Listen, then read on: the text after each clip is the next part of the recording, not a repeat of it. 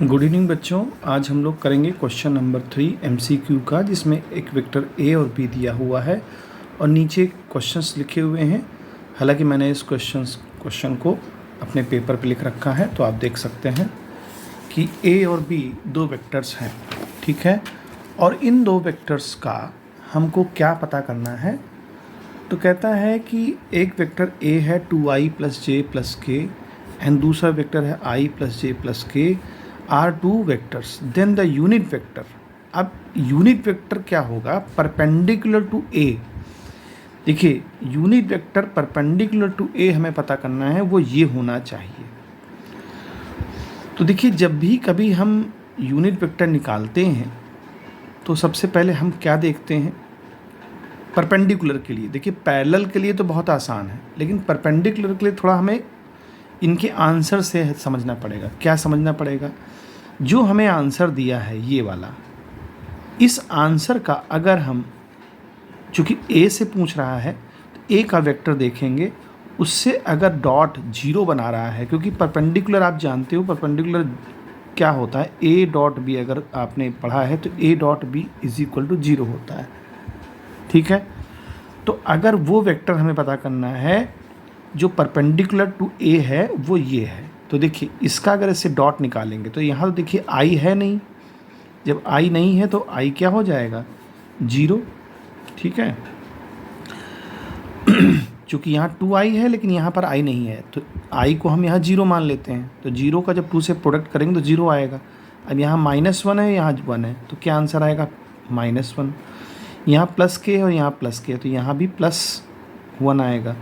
अगर इसको हम सॉल्व करते हैं तो क्या आएगा? 0।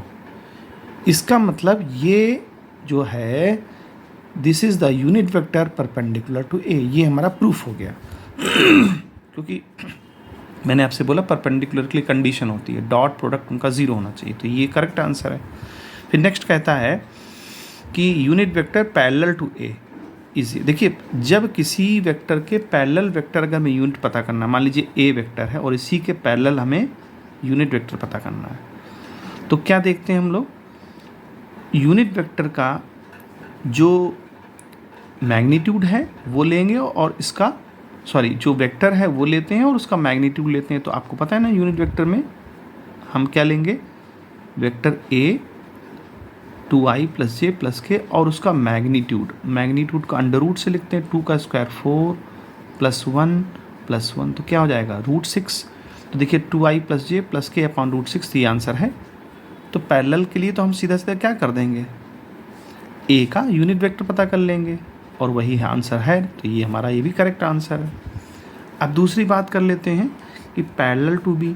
देखिए, ये जब एक बार अच्छा पैरेलल टू बी देख लीजिए। पैरेलल टू बी में क्या ये हमारा बी वाले से डॉट 0 आ रहा है?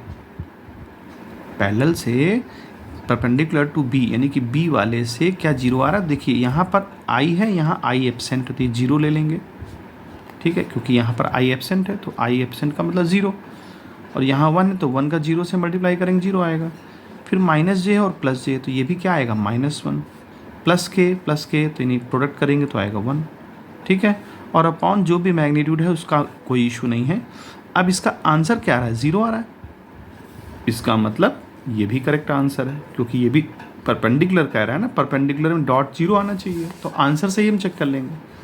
फिर कह रहा है पैरेलल टू ए, तो पैरेलल टू ए हो ही नहीं सकता, क्योंकि ए का हमने पैरेलल यूनिट वेक्टर ये फाइंड किया हुआ है, तो ये आंसर तो बिल्कुल ही रॉन्ग है, क्योंकि यही चीज़ तो हम पहले कर चुके हैं। तो इस तरह से हमारे ऑप्शन 1, 2 और 3 सही हैं। उम्मीद है बच्चों आपको समझ में आएगा। Good bye.